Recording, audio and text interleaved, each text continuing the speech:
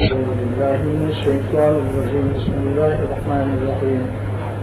يا أيها الذين آمنوا اتقوا الله حق تقاته ولا تموتن إلا وأنتم مسلمون. میرے دوستوں اور لوگوں،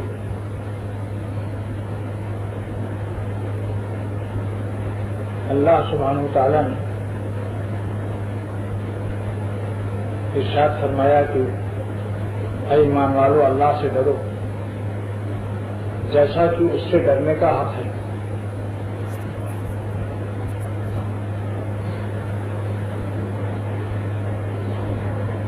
اور اپنی جان کو اللہ کے پاس مت پیش کرو مگر اس حالت میں کہ تم کامل فرما بردار ہو جاؤ. اللہ وانتم مسلمون، کامل مسلمان. المطلق اذا اطلق یراد به الفرد الکامل. کیا مطلب کہ مسلمان ہو کر اللہ کے سامنے پیش ہونا. ولا تموتن، نہ موت آئے تمہیں مگر کس حالت میں کہ آپ کا روزہ، آپ کی نماز، آپ کے سارے اعمال اور ہر صوبے کی تمام دستاویزات، آنکھوں کے صوبے میں امن، کانوں کے صوبے میں امن. کوئی کسی کان میں اگر ریڈیو کے گانے سننے ہوں تو بھائی توبہ وبا کر کے سب اپنی فائل درست کر لو. آنکھوں سے بدنگاہیاں کی ہوں تو آنکھوں کے اعمال کو صحیح کر لو، اللہ سے معاملہ صاف کر لو. زبان سے کوئی خطا، غیبت، لوگوں کی برائی کی ہو اس کی سب سے اللہ سے معافی مانگ لو. اور جن بندوں کی غیبت کی ہے اگر ان کو اطلاع نہیں ہوئی ہے تو ان کے لیے استغفار کر لو، کچھ ثواب پہنچا دو انہیں. لیکن جن کے سامنے غیبت کی ہے ان کے سامنے اپنی تکذیب کر دو کہ میں نے غلط اس کی برائی کی اور میں مجرم ہوں، آئندہ میں نے توبہ کر لی. لیکن اگر اس کی اطلاع بھی ہو چکی ہے اس شخص کو جس کی آپ نے غیبت کی تو اب معافی مانگنا اس سے فرض ہے. اور اگر وہ انتقال کر گیا تو اس کے نام صدقہ کرو، ثواب بخشو قرآن پڑھ کر کے. قیامت کے دن امید ہے کہ اس کو رحم آ جائے گا. اس نے کافی ہم کو خیر کا اور بھلائی کا اسٹاک بھیج دیا. لیکن یہ بات بیان قرآن میں حضرت نے ایک خاص چیز کا میرے علم میں اضافہ فرمایا کہ اگر کوئی شخص کی غیبت کی اور اس کو پتہ نہیں ہے تو عام طریقے سے مسئلہ مجھے یہی معلوم تھا کہ اس سے معافی مانگنے کی ضرورت نہیں ہے اور کچھ اسے ثواب بخش دیا جائے. لیکن حضرت نے فرمایا کہ جن لوگوں کے سامنے غیبت کی گئی ہے ان کے سامنے جا کر اپنی تکذیب بھی واجب ہے کہ میں جھوٹا ہوں اور میں نے بلا وجہ ان کی برائی بیان کی. ہاتھ پاؤں سے کوئی گناہ کیا ہو، کسی کو مار دیا ہو، پاؤں سے سنیما کی طرف گئے ہو، ہاتھ سے کوئی نامناسب چیز پکڑی ہو، غلطی کی ہر اعضاء کے اعمال کو درست کر لو. کیونکہ اگر آج نہیں معاملہ اللہ سے معافی مانگ کر صحیح کیا تو قیامت کے دن سارے اعضاء بولیں گے اور کہیں گے کہ ہم نے فلاں فلاں گناہ کیا. قیامت کے دن ہر اعضاء بولیں گے. یہ نص قرآن ہے. سورہ یاسین شریف کے اندر اللہ تعالیٰ نے بیان فرما دیا کہ الیوم نختم علی افواہہم، زبان پر اللہ مہر لگا دے گا. آنکھیں خود بولیں گی کہ ہم کو سینما دکھاتا تھا یہ ظالم، اور یہ عورتوں کو گھورا کرتا تھا، حسین لڑکوں کو بری نظر سے دیکھتا تھا. اور زبان خود بولے گی کہ جھوٹ اور غیبت کرتا تھا، دوسروں کی برائی بیان کیا کرتا تھا، ماں باپ کو گالیاں دیتا تھا، تڑپ چھڑپ کرتا تھا. جس اللہ نے ماں باپ کی شان میں فلا تقل لہما اف فرمایا ہو کہ ماں باپ کے معاملے میں اف بھی نہ کہو. گالیاں دینا تو بری بات ہے یہ، مگر اف بھی نہ کہو ماں باپ کے حقوق میں. فلا تقل لہما اف ولا تنہرہما، ماں باپ کو جھلکنا مت. کیا ہے آج ماں باپ کو جھلکنے کا ہے رواج کہ نہیں؟ جب بیٹا جوان ہو گیا، باپ بڈھا ہو گیا تو کیا کہتا ہے جوان بیٹا؟ ارے ابا کیا لگائے رکھتے ہو، چپ پہ بیٹھو ایک کنارے، نہ کمانا نہ کچھ اور مفت کا کھانا. ابا کمزور ہو گئے تو کیا کہتا ہے بیٹا کہ کمانا مانا کچھ نہیں، مفت میں کھاتے ہو، ٹکٹ بھی کرتے ہو، سیدھے پڑے رہو نہیں تو ناشتہ بھی بند کر دوں گا. اور اپنا زمانہ بچپن کا بھول گئے جب ایک بالش کے تھے 1 فٹ کے اور باپ کما کما کے پسینے سے لاتا تھا. اس وقت ابا بھی کہتا کہ پڑا پڑا کھاتا ہے اور ہنستا ہے کم وقت پجے کی طرح سے، تجھے بھی کھانا پانی بند کر دوں گا. پھر کیا ہوتا؟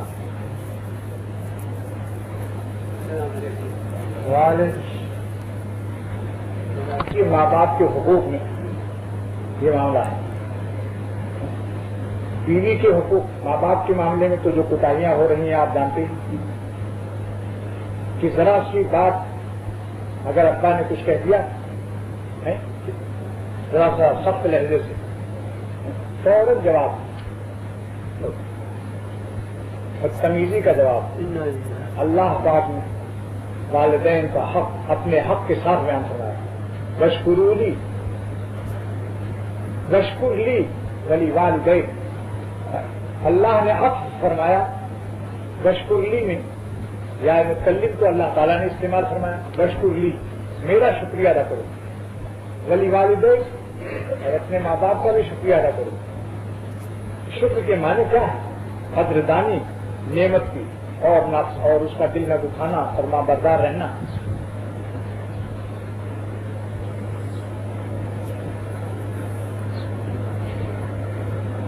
آج ماں باپ کا دل دکھا رہے ہیں، ماں باپ سے بدتمیزی کر رہے ہیں، ماں باپ ناراض ہیں، معافی مانگنے کی توفیق نہیں ہے۔ وہ یاد رکھیں کہ ان کو موت نہ آئے گی جب تک کہ ان کے بیٹوں سے ان کو یہ عذاب نہ مل جائے۔ رسول خدا صلی اللہ علیہ وسلم کا فرمان پیش کرتا ہے، اب تک کوئی وعید سنانے کا، اسے کوئی قانون سنانے کا حق حاصل نہیں۔ حضور صلی اللہ تعالی وسلم نے فرمایا کہ ماں باپ کی نافرمانی کا وبال دنیا ہی میں آ جاتا ہے۔ میرے شیخ مولانا شاہ عبد الغنی صاحب رحمۃ اللہ علیہ نے فرمایا کہ ایک لڑکے نے اپنے باپ کی گردن میں رسی باندھی اور سامنے گھر کے سامنے ایک درخت تھا، وہاں تک گھسیٹ کر لے گیا۔ تو جب درخت تک پہنچا تو اس کے ابا نے کان میں کہا کہ بیٹا آگے اب نہ کھینچنا، میرے گھر سے درخت تک کھینچ کر گھسیٹ کر لایا، اب اور آگے نہ کھینچنا، نہیں تو کیا ظالم ہو جائے گا۔ تو بیٹے نے کہا اور ابھی تک جو کھینچ کر لایا ہوں ابھی ظالم نہیں ہوا ہوں؟ تو اس نے باپ نے کہا کہ ابھی تک تم ظالم نہیں ہوئے، کیونکہ میں نے بھی اپنے ابا کو یہاں تک کھینچا تھا، رسی اپنے ابا کی گردن میں رسی باندھ کر اسی درخت تک میں نے بھی کھینچا تھا جب میں جوان تھا۔ اب میں بوڑھا ہو گیا ہوں تو وہ بدلہ مجھے ملنا تھا، وہ تو مجھے ملنا تھا۔ اور جو شخص کی آج معافی مانگنے میں تاخیر کرتا ہے، کل وہ بھی جب ناراض ہوگا تو اس کے بیٹے بھی ایسی بھلائیں غم میں اسے بھلائیں گے اور مبتلا رکھیں گے، وہ بھی دیر سے معافی مانگیں گے۔ جیسا کرو گے ویسے ہی پاؤ گے۔ اور جس نے اپنے بڑوں کو خوش رکھا، اپنے ماں باپ کو، استاد کو، شیخ کو، یقین جانیے کہ اللہ تعالیٰ نے ان کو دنیا میں بھی خوشی دکھائی۔ جنہوں نے ادب کا راستہ پکڑا، بڑوں کا ادب رکھا، ان کا دل، اللہ نے ان کی دنیا کو بھی نہایت باعزت رکھا۔ جو کچھ دنیا میں جتنی نعمتیں ملتی ہیں وہ اپنے بڑوں کے ادب سے ملتی ہیں۔ مولانا رومی رحمۃ اللہ علیہ فارسی مثنوی شریف میں فرماتے ہیں کہ اے خدا جوئے ان توفیق ادب، اے خدا میں آپ سے ادب کی توفیق مانگتا ہوں۔ کیوں؟ بے ادب محروم مدت فضل رب، کیونکہ بے ادب آپ کے فضل سے محروم ہو جاتا ہے۔ بے ادبی سے انسان اللہ کے فضل سے محروم ہے۔ بے ادبی میں بدگمانی بھی داخل ہے، باطنی بے ادبی ہے وہ۔ ایک بات یاد آ گئی، ایک صاحب نے مجھ سے پوچھا کہ اہل اللہ کے پاس کیا ملتا ہے؟ خانقاہوں میں 3 آدمی اس وقت چلے میں ہیں، 40 دن کے لیے آئے بھی ہیں، اس میں ایک صاحب MSc بھی ہیں۔ کل ایک بات ایسی آئی کہ بھائی اگر اللہ والوں کی صحبت میں اور اللہ والوں کی تقریریں یہ اپ ٹو ڈیٹ لوگ سن لیں تو ان کو اپنی ساری سائنس کی قابلیت کی جو پنڈار و ناز ہے یہ سارے اپ ٹو ڈیٹ کی ڈیٹ اسپائر ہو جائے، یعنی ان کو اپنی حقیقت معلوم ہو جائے۔ تو بعض لوگ سمجھتے ہیں میں انگریزی پڑھا ہوا ہوں، میں تو انگریزی کچھ نہیں جانتا، وقت پر علم علمیہ بات ڈال دیتے ہیں۔ چنڈو جان میں ایک دوسرے کہا کہ مسٹر اگر کسی اللہ والے کے پاس رہے تو اس کی تر مس ہو جائے گی، یعنی اکڑ فوں اور تکبر نکل جائے گا انشاءاللہ۔ تو کہنے لگے صاحب یہ تو انگریزی کا عجیب استعمال کرتے ہیں، کیونکہ یہ کیا ہے، بس اللہ تعالیٰ وقت پر ان سامعین کی تربیت کے لیے عنوانات عطا کرتے ہیں، بس اللہ تعالیٰ کی فضل سے یہ باتیں آتی ہیں۔ تو میں نے پوچھا کہ بھائی خانقاہوں میں کیا ملتا ہے، اللہ والوں سے کیا ملتا ہے؟ ہاں، تو اللہ تعالیٰ نے ایک جواب عطا فرمایا کہ نبوت کا ایک ظاہر ہے، ظاہر اعمال ظاہرہ ایک ہے نبوت کی، جس کو میں تعبیر کرتا ہوں ظاہر اعمال نبوت۔ یہ تو کتابوں سے حاصل ہو جاتی ہے. آپ نور الرضا سے لے کر حضوری کنز الدقائق شرح وقایہ ہدایہ تک اور شامی تک ساری فقہ کی کتابوں میں اعمال ظاہر نبوت کو حاصل کر لیں گے کہ اشراق اتنی رکعت ہے، مغرب اتنی رکعت ہے، وتر اتنی ہے، تراویح اتنی ہے، روزہ ایسا ہے، فرض یہ ہے. لیکن باطن نبوت، اعمال باطن نبوت کا جو قلب عمل کرتا ہے باطن، یہ حاصل ہوتا ہے اہل اللہ کی صحبت سے. کتابوں سے نبوت کا ظاہر ملتا ہے، اتباع ظاہری اعمال کی توفیق ہوتی ہے، بلکہ توفیق بھی ظاہری اعمال پر اہل اللہ کی صحبت پر نہ ہو. لیکن نبیوں کے قلوب میں جو باطنی نعمتیں ہیں اور باطنی اعمال ہیں وہ اہل اللہ کی صحبت سے عطا ہوتی ہے. اور نبوت کا باطن کیا ہے، اندر کیا ہے؟ تسلیم و رضا، تواضع، شکر، صبر، عبدیت. فاتحانہ داخل ہو رہے ہیں حضور صلی اللہ تعالی علیہ وسلم کہاں؟ مکہ شریف میں. بخاری کے اندر روایت ہے کہ سر جھکائے ہوئے ہیں، آپ کا اللہ کی عظمت سامنے ہے، اور اونچنی پر اللہ کی بڑائی اور عظمت کے سامنے جھکتے آپ کی ٹھڈی اور آپ کی داڑھی مبارک اونٹنی کی کجاوے سے متصل ہو گئی. کافر انگریز لکھتا ہے کہ دنیا میں ایسا فاتح اور ایسا حکمراں جو مفتوحہ علاقے میں جہاں کی وہ سالہ سال 13 برس مظلوم رہا ہو، جس کے خون کے چال میٹنگیں اور مجلسیں ہوتی ہوں اس کے خون کے چال سے، اور جنہوں نے اس کے کس طرح ستایا ہو یہاں تک کہ اسے وطن سے بے وطن کیا کرنے پر مجبور کر دیا ہو، اور وہ کعبہ دیکھ کر نبی مرسل سید المرسلین صلی اللہ علیہ وسلم یہ کہتے ہوئے کہ مکہ چھوڑ رہے ہو کہ اے مکہ تو مجھے بے حد عزیز تھا کہ تو میرے اللہ کا شہر ہے، کعبہ تیرے اندر ہے، لیکن آج میری قوم نے مجھے مظالم کی مسلسل ہے یا بارشوں نے ہمیں مجبور کر دیا کہ میں آج بے وطن ہو رہا ہوں. ایسے وطن میں واپس آنا فاتحانہ، ایسے شہر کے اندر فاتحانہ داخل ہونا انگریز کافر کی زبان سے نکلتی ہے، اس کے قلم سے یہ تحریر ہوتی ہے بات کہ میں نے ایسا تاریخ کے اندر کسی حکمراں کو اتنی عبدیت و بندگی کے ساتھ، اتنی تواضع اور فنائیت کے ساتھ داخل ہوتے ہوئے جو ہیں جھکتے اللہ کی عظمت و بڑائی کے سامنے جس کی ریش مبارک کجاوے اونٹ کی اتنی کجاوے پیٹ سے لگ جائے، تو انگریز مورخ لکھتا ہے کہ کوئی بادشاہ ایسا نہیں کر سکتا، یہ مقام نبوت ہی کر سکتا ہے. یعنی جس کو اللہ کی عظمت سامنے ہو، آسمانوں کے حجابات جس کے سامنے نہ ہو، خدا بغیر آسمان کے جسے نظر آ رہا ہو، وہی ایسی فاتحانہ حالت میں اس طرح سے ادب سے داخل ہو سکتا ہے کہ بندگی کے ادب کا زاویہ قائمہ ایک اشاریہ بھی ادھر ادھر نہیں ہوا. کیوں؟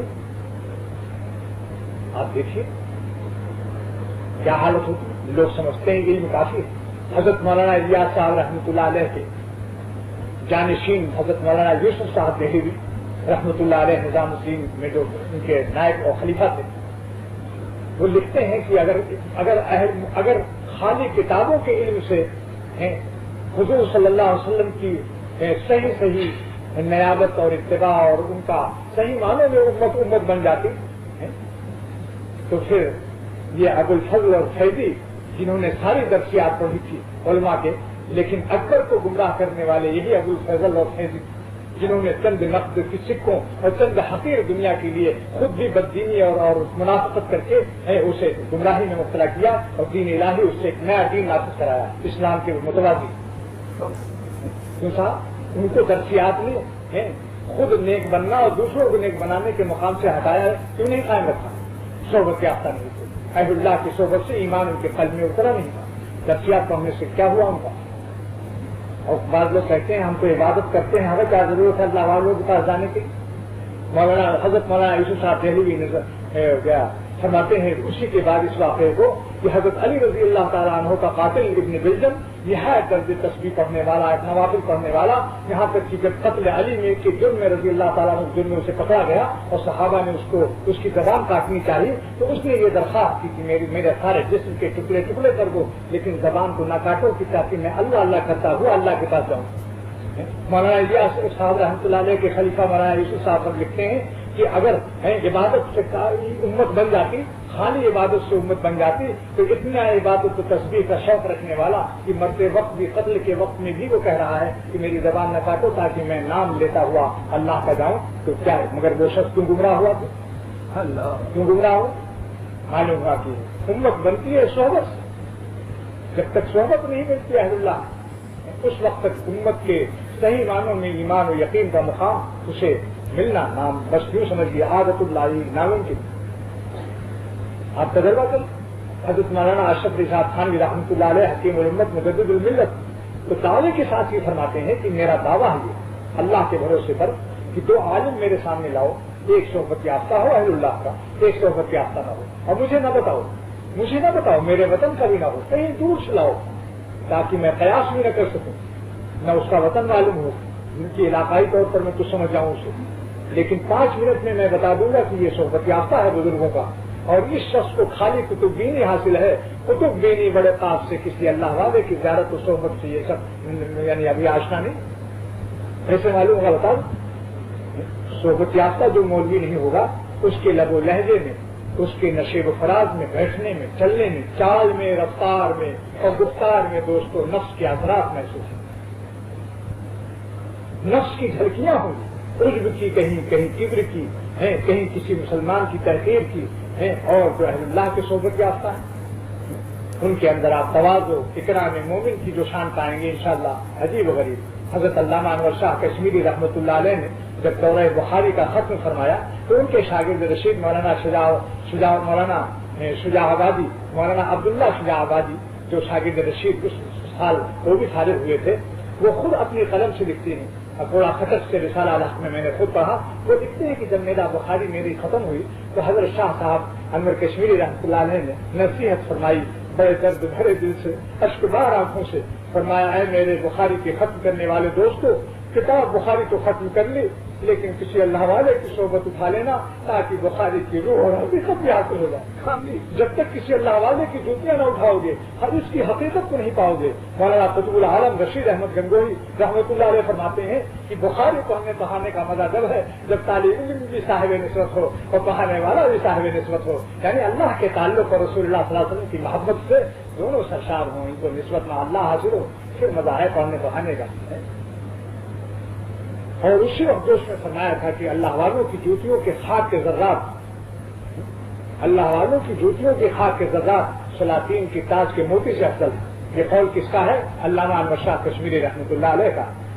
کیوں صاحب؟ علم کے کتب خانہ تھے، چلتے پھرتے کتب خانہ تھے، اتنا قوی حافظہ تھا کہ جس کتاب کو ایک مرتبہ دیکھ لیتے تھے ساری زندگی پھر اس کو دیکھنے دو، حافظہ بالکل لفظ غلط سن لو، لفظ غلط جی، توضیح تلویح ہدایہ، ایسی تمام بڑی بڑی کتابیں زبانی سب جہاں سے چاہو سن لو۔ کیا اللہ تعالیٰ نے مگر اس علم پر ناز نہیں کیا، علم پر ناز نہیں، اسی لیے حضرت تھانوی رحمۃ اللہ علیہ نے نصیحت فرمائی کہ میں طالب علموں سے گزارش کرتا ہوں کہ میرے پڑھنے پڑھانے پر ناز نہ کرنا، ہاں کہ اس کا نفع موقوف ہے کسی اہل اللہ کی صحبت پر، تمہارا علم کا نفع لازم اور متعدی دونوں موقوف، خود اپنی ذات کو بھی تمہیں نفع نہیں پہنچا سکو گے اپنے علم سے جب تک کہ صحبت نہ اٹھاؤ اللہ والوں کی، اور دوسروں کو بھی نفع پہنچانے کا مقام اسی وقت ملے گا جبکہ صحبت یافتہ ہوگا۔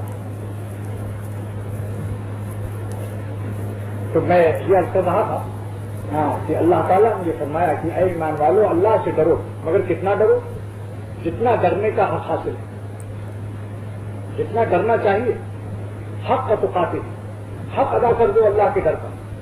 جانتے ہیں آپ جب یہ آیت نازل ہوئی تو صحابہ میں کوہرام مچ گیا، روتے روتے ہچکیاں بن گئی، سب دوڑے حضور صلی اللہ علیہ وسلم کی بارگاہ رسالت میں، عرض کیا کہ یا ربی اللہ ہم کتنا ڈریں کہ اللہ کا حق ڈرنے کا ادا ہو جائے، اس آیت سے تو ہمارے قلوب میں زلزلہ پیدا ہو گئی۔ جب صحابہ کی یہ بے چینی اور پریشانی اللہ نے دیکھی تو اللہ کو رحم آیا، دوسری آیت نازل کر دی، فاتقوا اللہ ما استطعتم، اتنا ڈرو جتنا تمہاری طاقت ہو، اتنا ڈرو ما استطعتم جتنی تمہاری استطاعت، اتنا نہ ڈرو کہ تمہارے غم کے ٹی بی ہو جائے، دق ہو جائے، ہارٹ فیل ہو جائے، دل میں بیماری ہو جائے، بال بچوں کے کام کے نہ رہو، روزی و دفتر بھی نہ جا سکو، خوف طاری ہے، پڑے ہوئے ہیں، نبض ڈوب رہی، اتنا خوف مطلوب نہیں، کتنا خوف مطلوب ہے۔ اللہ سے کتنا ڈرنا چاہیے. اس تھرمامیٹر کی ڈگری کو، خوف کے ڈگری کو تھرمامیٹر سے پیمائش کا اندازہ رسول خدا صلی اللہ علیہ وسلم نے متعین فرما دیا. کتنا؟ اللہم انی اسألک من خشیتک ما تحول به بینی و بین معاصیک. یا اللہ میں آپ سے، حضور دعا کرتے ہیں صلی اللہ علیہ وسلم کہ اللہ میں آپ سے آپ کا خوف اتنا مانگتا ہوں جو میرے اور آپ کی نافرمانی میں حائل ہو جائے. یعنی خوف اتنا مطلوب ہے، اتنا فرض ہے کہ جس سے ہم گناہ نہ کر سکیں، بچ جائیں. گناہ کرتے وقت میں ہمیں ایسا معلوم ہو کہ کوئی فوجی کھڑا بندوق لیے ہے، اگر گناہ کیا تو گولی مار دے گا. اللہ کی طاقت کو اس فوجی کی طاقت سے زیادہ سمجھے. فوجی کو رشوت لے سکتا ہے، گولی نہیں مارے گا. 10,000 روپیہ ٹکا دیا، بدنگاہی کر دی. لیکن اللہ آسمان سے جو دیکھ رہا ہے، خدا کی اتنی آنکھیں آپ کو دیکھ رہی ہیں. فوجی تو 2 آنکھ سے دیکھے گا، اور آسمان کا ہر ذرہ خدا کی آنکھ. اللہ بے شمار، اللہ کی ذات غیر محدود، اس کی آنکھیں غیر محدود آنکھوں سے تمہیں دیکھ رہا ہے. نہیں کہ تم بدنگاہی اور تم کر رہے ہو، کسی کو گھور رہے ہو ہے، اور یغضوا من ابصارہم کی آیتوں کو فراموش کر رہے ہو. تو اللہ کا اتنا مراقبہ کرو، اتنی صحبت اٹھاؤ اللہ والوں کی، ایسا یقین حاصل ہو جائے کہ تمہیں ہر طرف اللہ نظر آئے. آسمان میں آنکھیں اللہ کی نظر آئے. انشاءاللہ گناہ سے بچنا آسان ہو جائے. ایک شخص کو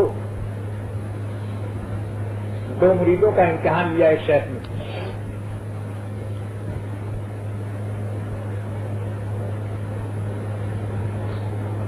فرمایا کہ بھائی جاؤ، اس کبوتر کو ایسی جگہ ذبح کر دینا جہاں کوئی نہ دیکھتا.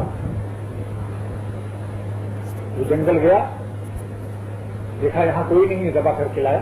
میں نے ایسی جگہ ذبح کر دیا جہاں کوئی نہیں تھا. دوسرا مرید گیا، اس کو بھی امتحان لیا. اس نے ادھر ادھر دیکھا، واپس آیا کبوتر لے کے. اس نے کہا حضور جہاں دیکھتا ہوں اللہ بھی دیکھ رہا. آپ نے کہا تو کوئی نہ دیکھتا ہو تو اللہ بھی دیکھ رہا.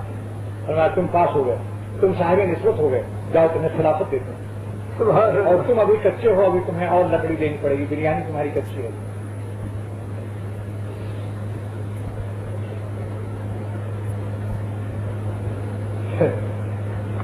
اسی لیے اس ورقے کا نام حاجی امداد اللہ صاحب رحمۃ اللہ علیہ نے رکھا ہے علم یا علم بان اللہ یرا. کیا بندہ نہیں جانتا کہ اللہ اس کو دیکھ رہا ہے؟ حاجی صاحب فرمایا کرتے تھے کہ 2-3 منٹ انسان آنکھ بند کر کے سوچ لے کہ اللہ مجھے دیکھ رہا ہے تو ایسا مراقبہ ہو جائے گا کہ حضرے ہی محسوس ہوا.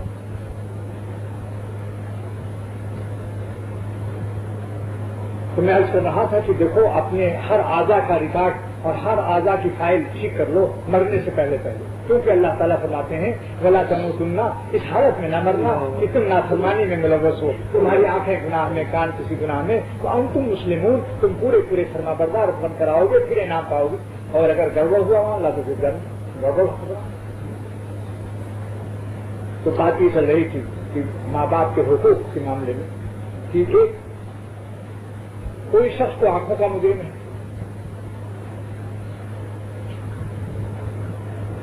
اور آنکھوں کے جرم کے بعد پھر دل بھی مجرم ہو جاتا ہے. آنکھوں سے زہر دل میں آیا، اب دل بھی اس کا تصور کرتا ہے، لہذا دل بھی مجرم ہو گیا. آنکھوں کا جرم لازم کرتا ہے دل کے جرم کو، لازم ملزوم ہے یہ. جس کی آنکھیں خراب ہوئی اس کا دل خراب ہوگا. یاد رکھو، دل اللہ کا گھر ہے. اللہ کا گھر گندا کرو گے اللہ نہیں آئیں گے اس گھر میں. بہت بڑا معمولی گناہ نہ سمجھو. آنکھوں کی بدنگاہی کا ایک عذاب جو حکیم امت نے فرمایا کہ دنیا میں ایک عذاب فوراً ملتا ہے کہ اللہ اپنی عبادت کا مٹھاس اس سے چھین لیتا ہے. جو شخص بدنگاہی کا عادی ہوتا ہے، بدنگاہی کر کے ذکر اللہ کرو، تلاوت کرو، کوئی عبادت کرو، مزہ نہیں پاؤ گے. اللہ چھین لیتا ہے اس گناہ کے وبال میں اپنی عبادت کی مٹھاس. اور ایک عذاب اور ملتا ہے، ہر گناہ کا ایک عذاب دنیا میں فوراً ملتا ہے. علامہ ابن قیم جوزی رحمۃ اللہ علیہ لکھتے ہیں کہ جو بصارت کو غلط استعمال کرتا ہے اس کی بصیرت بھی خراب ہو جاتی ہے، اس کی دینی فہم بھی خراب ہو جاتی ہے. پاگل و بےوقوفیاں بڑھ جاتی ہیں اس کے اندر. دنیاوی کاموں میں بھی بےوقوفیاں کرے گا، آخرت کے کاموں میں. اور جو بصارت کی حفاظت کرتا ہے آنکھوں کی، اللہ اس کی بصیرت کو بڑھا دیتا ہے. اس کے بعد لکھتے ہیں کہ ہر نیکی کی ایک جزا دنیا میں ملتی ہے اور ہر برائی کی ایک جزا دنیا میں فوراً ملتی ہے. وہ کیا ہے کہ ایک گناہ اگر ہو گیا تم سے تو فوراً دوسرا کوئی گناہ ہوگا اسی وقت یا 1-2 دن میں. اگر ایک گناہ کر لیا تو ایک گناہ دوسرا لازمی ہے، تجربہ کر لو. فوراً दूसरा गुनाह होगा, उसको सजा है वो, उस गुनाह की सजा में एक गुनाह तुमसे होगा. एक दिन में हो, 2 दिन में शिद्दत होगा, मादा शदीद हो जाएगा, तकाजा शदीद हो जाएगा. हालांकि शैतान ने कान में कहा था कि अगर ये गुनाह कर लो तो दिन में तसल्ली आ जाएगी, सुकून फिर न करना, एक दफा पेट भर के कर लो. और माया हजरत थानी रहमतुल्लाह अलैह ने कि पैखाने को साफ कर, पैखाने को धो रहा है पेशाब से, पाक हो जाएगा. कहीं धूप पैखाना लगा हो तो कोई पेशाब, अपनी पेशाब से उसको पाक कर रहा हो, सफाई कर रहा हो, पेशाब से पैखाने को धो रहा है. जो गुनाह से, गुनाह के तकाजे को जो गुनाह से मिटाना चाहता है कि तकाजा खत्म हो जाएगा, ठंडा बेवकूफ है, आग को आग से बुझा रहा है. गुनाह तो आग है, अज़ाब इलाही है, आग को आग से बुझा रहा है. क्या अहमक, शिद्दत पैदा होगी तकाजे में, दूसरा गुनाह इससे होगा. ऐसे ही एक नेकी का बदला दुनिया में फौरन एक नेकी मिलेगी. अगर आपने एक नेकी कर ली, उसकी बरकत से एक नेकी की तौफीक हो जाएगी. ये नाम दुनिया है. ये तो बात थी माँ बाप के मामले में कर रहा था, जो अपने माँ बाप को खुश करके जाओ. तुम्हारे माँ बाप तुमसे खुश दुनिया से जाए, उनकी दुआएं ले लो, उनकी दुआएं ले लो, उनकी आंखें ठंडी कर लो.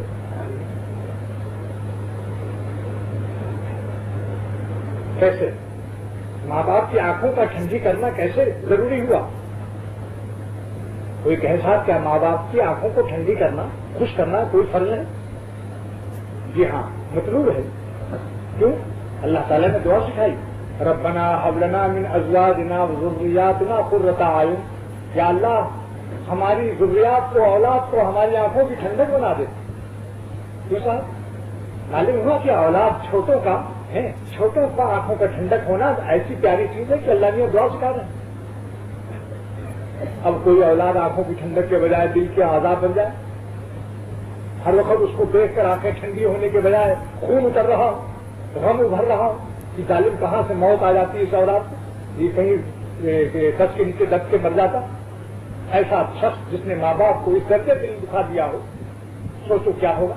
अल्लाह ताला तो ये दुआ सिखा रहे हैं, यूं कहो, रब्बना हब लना मिन अज़वाजिना व ज़ुर्रियातिना, मेरी बीवियों को और मेरी औलाद को या अल्लाह हमारी आंखों की ठंडक बना दीजिए. कुर्रत आयुन, कुर्रत माने ठंडक, आयुन जमा है आयन की, आयुन जमा है आयन की, आंखों की ठंडक बना दी. मालूम हुआ कि माँ बाप की आंखें ठंडी करना इस आयत से साबित है. मैं जिंदगी में पहली दफे इसको भी सलमान को बयान कर रहा हूँ. अख्तर जिंदगी में पहली दफे इस मजमून को बयान कर रहा, आज तक जहन नहीं रसा हुआ था, लेकिन मालूम होगा कि माँ बाप की आंखों का ठंडी करना इस आयत से है. अल्लाह अल्लाह, मैं कुर्बान जाता हूँ अपने उस रब करीम के और अपने उन मशाइख पर फिदा हूँ जिनकी जूतियां उठाने के सत्ते में अल्लाह ताला वक्त पर सत्तारी फरमाता है और उलूम की भीख दे देता है. लिहाजा क्या करें, जल्दी से माफी मांग लो. माँ बाप के सामने अपनी अकलतों को खत्म करके पैर पकड़ के उनको राजी करो. हाँ, हज़रत सिद्दीक़ अकबर रज़ी अल्लाह ताला अन्हु ने एक दफे बात फरमाया कि ऐ माँ बाप से करने वालों, सुनो, तुम क्या माँ बाप के सामने करते हो, माफी मांगने में देर करते हो और समझते हो कि उनसे माफी मांगने में मेरी तौहीन है और इस दिल बेइज्जती है. अरे सिद्दीक़ अकबर का बात सुनो. सहाबा कहते हैं कि हम लोग सिद्दीक़ अकबर की इस बात से ऐसी अपनी हक़ारत महसूस हुई कि ऐसी फनाइयत हमको कभी नसीब नहीं हुई थी. हालांकि 1 मिनट का आवाज है, 1 मिनट का आवाज है, लंबा चौड़ा आवाज नहीं. सिद्दीक़ अकबर रज़ी अल्लाह ताला ने फरमाया कि माँ बाप के सामने क्या करते हो कि उनकी पेशाब की नाली से, बाप की पेशाब की नाली से तुम निकले हो बसूरत मनी है, और माँ के ऐसे इन्हीं हालात से तुम 9 महीने के बाद निकलते हो, तो तुम अपने माँ बाप के सामने क्या तुम्हें करते हो? तुम्हें शर्म नहीं आती कि तुम किस माँ बाप के और फिर उनकी परवरिश का वास्ता. अल्लाह ताला ने जो याद दिलाया कि वो दुआ करो माँ बाप के लिए. सुभान अल्लाह. अरे जरा इसको समझो मेरे प्यारे दोस्तों कि जिस अल्लाह को माँ बाप की रियायत इतनी मकसूद हो कि उनके लिए दुआ का मजमून नाजिल हो रहा हो कुरान में, सिखा रहे हैं माँ बाप के लिए जो दुआ करो, रब्बे रहमहुमा, ऐ मेरे रब मेरे माँ बाप पर रहमत नाजिल फरमा, कमा रब्बयानी सगीरा, जैसा कि बचपन में उन्होंने हमें पाला. सुभान अल्लाह. मेरे शेख मौलाना शाह अब्दुल गनी साहब रहमतुल्लाह अलैह 80 वर्ष के होकर माँ बाप को याद किया और आंसू बहने लगे. बेटियों ने कहा, अब्बा अभी इतनी उम्र में आप अपने अब्बा को याद करके रो रहे हैं? हजरत हंसे, फरमाया पागल, इनको पता नहीं कि कोई अपने माँ बाप को, मैं 80 वर्ष का हूँ मगर अब्बा के सामने तो मैं बच्चा ही हूँ भाई. आंखों में आंसू आ गए. کہ میرے ابا یوں کرتے تھے، میرے ابا یہ احسان کرتے تھے، میرے ابا میری ذرا سی بیماری میں یوں بے چین ہو جاتے تھے، یوں دوا پلاتے تھے. ماں باپ کو یاد کر کے حضرت رو پڑے. تو اللہ تعالیٰ نے یہ سکھایا کہ رب ارحمہما کما ربیانی صغیرا، اے میرے ربا، رب ارحمہما. دیکھیے اللہ نے اس دعا میں اپنی ذات میں بھی رب کا لفظ استعمال کیا. اے میرے ربا، اے میرے ربا. رب ارحمہما کا ترجمہ کیا ہوا؟ اے میرے ربا رحم کیجیے میرے ماں باپ پر. کما ربیانی، جیسا کہ پرورش کیا انہوں نے. اپنا رب ہونا بیان کیا لیکن اشارہ کر دیا کہ ماں باپ کی پرورش میری پرورش کا واسطہ ہے، دروازہ ہے. اس دروازے کا ناشکری مت کرو. کما ربیانی، جیسا کہ انہوں نے پرورش کیا آپ کی ربوبیت کے واسطے سے. ان کے ہاتھ میں آپ کا ہاتھ پوشیدہ تھا. ماں دودھ پلاتی ہے، ماں پیخانہ پیشاب کرتی ہے. یہ سب اللہ تعالیٰ کی ربوبیت کے واسطے نعمت کا شکر ادا کرنے کے لیے اللہ نے عطف کے ساتھ ان کو بیان فرمایا. واشکرنی ولی والدیک، ماتوف علیہ ماتوف کا حکم ایک ہی ہوتا ہے. یعنی جتنا شکریہ اللہ کا ضروری ہے ماں باپ کا شکریہ اتنا ہی ضروری ہے، کیونکہ ماتوف علیہ اور ماتوف میں فرق نہیں ہوتا. جملہ مفسرین، جملہ علم صرف اور نحو کے قواعد کے اماموں سے پوچھ لو کہ ماتوف علیہ ماتوف کا حکم ایک ہوتا ہے، تو جتنا شکر اللہ کا ضروری ہے ولی والدیک ماں باپ کا شکر بھی اتنا ہی ضروری ہے. اسی لیے حضور صلی اللہ علیہ وسلم نے فرمایا کہ میں لم یشکر الناس، جس نے انسان کا شکریہ ادا نہیں کیا، لم یشکر اللہ، اس نے اللہ کا بھی شکریہ نہیں ادا کیا. اب کیا کرنا چاہیے؟ فوراً جب کبھی ماں باپ کی نگاہ دیکھو تو ذرا سا ناراض ہوں، ٹوپی پیر پر رکھ دو، ٹوپی پیر پر رکھ دو، جوتے ان کو اٹھا کے سر پر رکھ دو. دیکھو آسمان والے کی رحمت تمہیں گود میں اٹھا لے گی، خوش ہو جائیں. استاد سے کبھی غلطی ہو گئی، استاد کے پیر پکڑ لو، خوش ہو جاؤ. میرے استاد مشکات جنہوں نے مجھے پڑھائی تھی، ایک دفعہ ایک بات میں ناراض ہو گئے تھے. طالب علمی کے زمانے میں کچھ کھانے پینے کے معاملے میں کچھ لوگوں نے شکایت کر دی اور میرا نام بھی اس میں درج کرا دیا کہ اس میں. تو مجھے پتا چلا کہ میرا دوستوں نے نام خواہ سرکشی میں داخل کر دیا، کھانے میں اشتراک وغیرہ کا مسئلہ تھا. تو میں نے حضرت اپنے استاد حدیث کے پیر پکڑ کر رونا شروع کر دیا. گزرے میں ان کے جو ان کا قیام کا حجرہ تھا، حضرت مولانا صاحب عبدالغنی صاحب رحمۃ اللہ علیہ کی جوتیوں میں صدقہ تھا، ورنہ ایسا توفیق نہ ہوتی.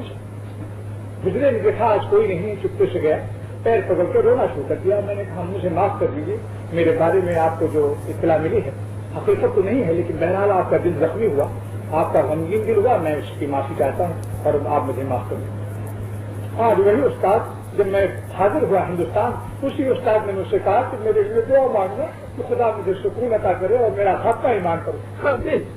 کیوں؟ اس کو حسن ظن ہوا، استاد کو حسن ظن ہوا کہ اس نے معافی مانگی، یہ لڑکا میرا شاگرد لائق ہونہار ہوگا. حسن ظن کی راہ کو انہوں نے مجھ سے فرمایا. تو میرے دوستو، کسی معمولی مسلمان کا دل دکھ جائے، انتظار دیر مت کرو. یقین جانیے کہ حضرت مولانا شاہ عبدالغنی صاحب رحمۃ اللہ علیہ سے ایک معمولی جاہل شخص کو ذرا سی تکلیف پہنچ گئی، اس زبان سے دو چار بات کہہ دی، اس کو غصے میں نکل گیا. حضرت کو غصہ جلالی مزاج تھا، کچھ نکل گیا. بعد میں حضرت کو تنبیہ ہوئی، خیال آیا کہ آج میں نے ان کو کچھ کہہ دیا زیادہ. 1 میل گھر تھا اس کا. عصر کے بعد حضرت وہاں گئے گاؤں میں، اس کے گاؤں میں، اور حضرت نے مجھ سے فرمایا، بیچ میں کوئی راضی نہیں ہے کہ میں اتنا پریشان ہوا کہ آج اللہ کے ایک بندے پر مجھ سے ظلم ہوا، لہٰذا میں جاؤں. اثر پڑ کے حضرت گئے، ہمارے پریشانی کے راستہ بھول گئے. جب پریشانی زیادہ ہوتی ہے تو راستہ بھی بھول جاتا. تو کھیتوں میں ہوتے ہوئے صحیح سڑک بھول کر کھیتوں میں ہوتے ہوئے پہنچ گئے. مغرب کا غروب کا وقت تھا. اس کو پکڑا اور کہا یہ کہہ دو کہ میں نے عبدالغنی کی خطا کو معاف کر دیا. ایک جاہل آدمی نے اتنے بڑے عالم کا آنا، اس پر تو پسینے آ گئے. اس کا حضرت اتنے بڑے عالم ہو کر آپ یہاں آئے، آپ تو میرے باپ ہیں، اگر آپ نے کچھ کہہ دیا تو کیا بیجا کیا؟ فرمایا کہ باپ آپ سے کچھ نہیں ہوا، قیامت کے دن عبدالغنی اور تم برابر ہو گئے معاوضے میں. وہاں میری مولانا ہونے کا کوئی نہیں ہوگا، وہاں تو اللہ پوچھے گا اس کو کیوں ستایا. اس نے کہا کہ حضرت آپ بلاج تکلیف کیا آپ نے یہ کہا نہیں، جب تک تم یہ نہ کہو گے میں نے معاف کیا میں نہیں جاؤں گا یہاں سے. اس نے کہا اچھا میں نے معاف کر دیا. حضرت تشریف لائے. ایک عمل ہو گیا، ایک عمل ہو گیا کہ ایک اللہ کے انپڑھ بندہ جس کو کوئی وجاہت عزت نہیں تھی، ایک اتنا بڑا معزز خلیفہ حکیم الامت، ہزاروں مرید، بڑے بڑے نواب گورنر چھتاری، ریاست چھتاری کا نواب سعید ریاست علی گڑھ، وائس چانسلر پرنسپل اور کہتے ہیں یونیورسٹی علی گڑھ کے ایسے ایسے لوگ جس کے مرید ہوں، نواب لوگ اس کے ساتھ بیچتے ہوں، وہ ایک ان پڑھ جاہل کھیتی کرنے والے کو جا کے معافی مانگتا ہے. اور رات کو کیا نظر آیا جانتے ہیں؟ خواب دیکھا حضور صلی اللہ تعالی وسلم کی زیارت نصیب ہوئی. معمولی عمل تھا یہ، ایسا پیار آیا اللہ کو کہ حضور صلی اللہ علیہ وسلم کی زیارت نصیب ہوئی. اور ایک کشتی میں دیکھا کہ رسول خدا صلی اللہ علیہ وسلم تشریف فرما ہے، اس میں حضرت علی رضی اللہ تعالیٰ عنہ بھی بیٹھے ہیں. اور دوسری کشتی میں حضرت نے دیکھا کہ میں بیٹھا ہوں. کچھ فاصلہ ہے دونوں کشتیوں میں. حضور صلی اللہ تعالی وسلم نے فرمایا کہ عبدالغنی کی کشتی کو میری کشتی سے جوڑ دو. حضرت فرماتے ہیں کہ آج تک اس کشتی کے جوڑنے سے جو کھٹ سے آواز آئی اس کا مزہ میری کانوں میں آج تک ہے. کسی عمل کو حقیر مت سمجھو، شاید کوئی عمل بخشش کا ذریعہ بن جائے. اپنے وظیفوں سے نوافل سے زیادہ اہم سمجھو کہ تمہاری ذات سے کسی مسلمان کو تکلیف نہ پہنچے اور کسی مسلمان کا مالی حق نہ مارو. چاہے ایک کاپی کا ورقہ ہو، ایک کاپی کا ورقہ بھی کسی کا بغیر اس کی اجازت مت نکالو. کسی دواخانے میں ہو تو اس کی دوا کا ایک چورن خوراک بھی نہ کھاؤ جب تک اجازت نہ ہو. اگر کسی بندی تاجر جنرل اسٹور میں ملازمت کرتے ہو تو بادام کے گوڑوں سے اس کے ایک بادام بھی جیب میں نہ رکھو کہ طاقت جان بناؤ. یہ جان بنتی نہیں، گرو کی اجازت لے لو. حقوق مالیہ میں کسی کا کاروبار لفافہ بھی اسے فاؤنٹن پن اور روشنائی بھی نہ استعمال کرو. حقیر سے حقیر چیز بلا اجازت. ہاں اگر یقین کامل ہو کہ ان کو خوشی ہوگی استعمال سے تو پھر وہاں اجازت نہیں. مگر یقین ہو ظن غالب اقرب با یقین، ظن غالب اقرب با یقین، یہ حضرت شاہ عبدالغنی صاحب کے الفاظ ہیں رحمۃ اللہ علیہ. یقین سے قریب سبحان اللہ ہے. اچھا بھائی اب رہ گیا بیوی کا بھی معاملہ سن لیجیے. بیوی کے حقوق میں بھی اس کے نماز نہ پڑھنے، روزہ نہ رکھنے، شریعت کے خلاف چلنے میں اسے تنبیہ کرتے رہو، کتاب دینی سناتے رہو. بچے اولاد اگر نالائق ہیں ان کو بھی کتاب سناتے رہو. سختی کرو لیکن اتنی نہ کرو کہ وہ تمہارے ہاتھ سے بھاگ جائیں. بعض لوگ کہتے ہیں کہ ہم دعائے قنوت کے اندر آتے وقت اللہ سے یہ وعدہ کرتے ہیں دعائے قنوت میں کہ نہ تو رکو میں یفجروں کا، اے خدا ہم چھوڑتے ہیں ان کو جو تیری نافرمانی کرتے.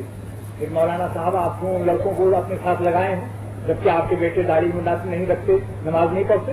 کیا دلیل ہے آپ یہ اللہ سے جھوٹ بولتے ہو روزانہ؟ تو اس دعائے قنوت کا ترجمہ پڑھ کر کے لوگ بہت سے خاندان غم میں مبتلا ہو گئے. لوگوں نے اپنی بیویوں کو طلاق دے دیا، کسی نے اپنے بیٹوں کو نکال دیا. لیکن حضرت کاش کی یہ لوگ اہل اللہ اور علماء ربانیین محققین سے اس کی تحقیق کر لیتے کہ آیا حدیث کا مفہوم کیا ہے.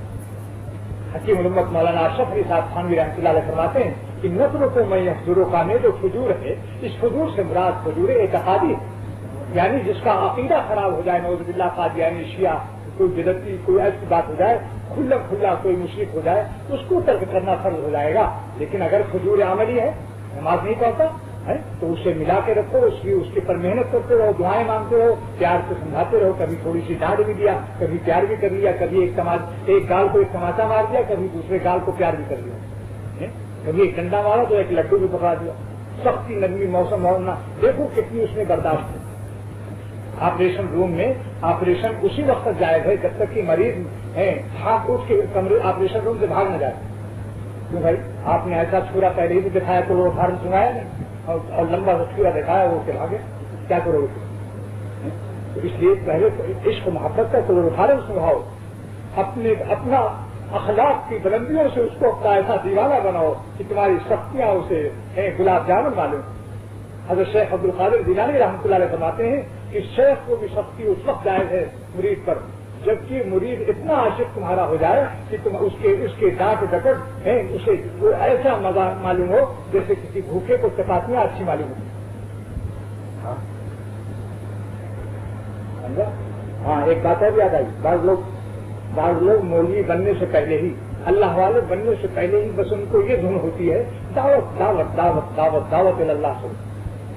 لیکن سنو شیخ عبد القادر جیلانی رحمۃ اللہ علیہ بڑے پیر صاحب سے بڑھ کر دعوت والا کون، کتنے بڑے دعوت اللہ کرنے والے تھے کہ 400 علماء ان کے بعد میں بیٹھتے تھے جی، اور جنازے نکلتے تھے ان کے بعد میں، اتنی خشیت و خوف سے ہوتا تھا. لیکن فرماتے ہیں کہ کسی مولوی اور عالم کو اور جو لوگ کہ اللہ اللہ کر رہے ہیں، اللہ والے بن رہے ہیں، وہ کس وقت میں اپنا فیض دوسروں کو پہنچائیں، اس کا کیا وقت ہے؟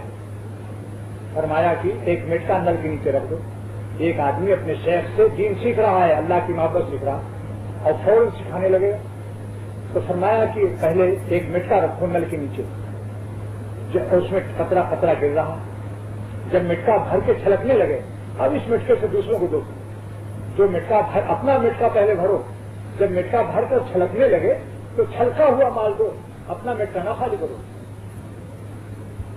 سبحان اللہ، بہت پیاری بات فرمائی واقعی. اور یہی وجہ ہے کہ جلدی سے جو لوگ ممبر پر بیٹھ جاتے ہیں فیض بھی نہیں ہوتا، وہ بات نہیں ہوتی. بقول حضرت خواجہ صاحب کے کہ شمعیں تو جل رہی ہیں 100 بز میں روشنی نے، دل میں لگا کے ان کی لو کر دے جہاں میں نشر گو. ارے پہلے اللہ سے دل میں لو لگاؤ، پھر عالم میں روشنی تمہاری پھیل جائے گی. شمعیں تو جل رہی ہیں 100 بز میں روشنی نے. ہاں تو میرے دوستو، ایک بات یہ بھی ہے، حضرت ڈاکٹر عبداللہ صاحب دامت برکاتہم نے ایک دن فرمایا، کیونکہ وہ حدیث کی کتاب بھی لکھی ہے اس لیے ان کو حدیثیں بھی ماشاءاللہ کافی مستحضر رہتی ہیں. ایک دن فرمایا کہ حضرت عائشہ صدیقہ رضی اللہ تعالیٰ عنہ فرماتی ہیں، ہاں حضور صلی اللہ علیہ وسلم کے کمالات نبوت کو بیان فرما رہے تھے کہ دیکھیے فوج کا انتظام ہو رہا ہے، جہاد کی فکر ہے. CID بتا رہی کہ اس طرف سے دشمن آ رہے ہیں، تلواریں سجائی جا رہی ہیں، فوجی بجٹ کا انتظام ہو رہا ہے، جہاد کے سامان کی کمی ہے، فکر و غم میں اطلاع.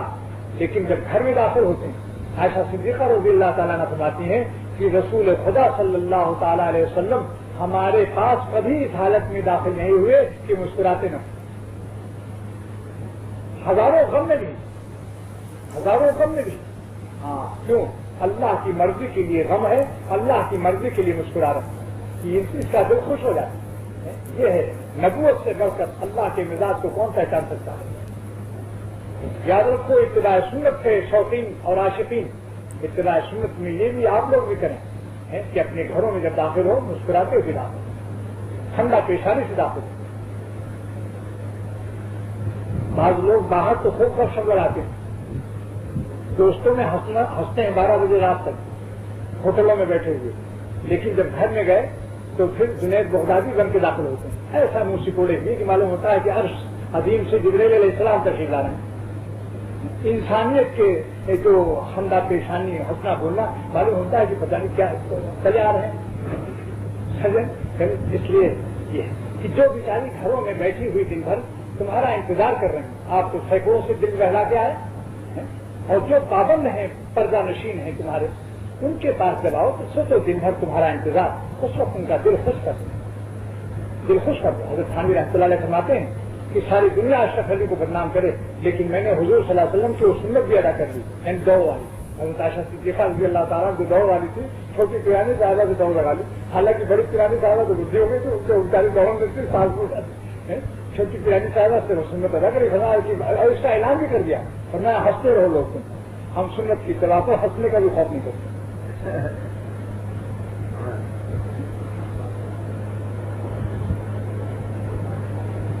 ہاں ایک حضرت میرے شیخ فرمایا کرتے تھے کہ ایک کتے کا بچہ پیار سے مر رہا تھا.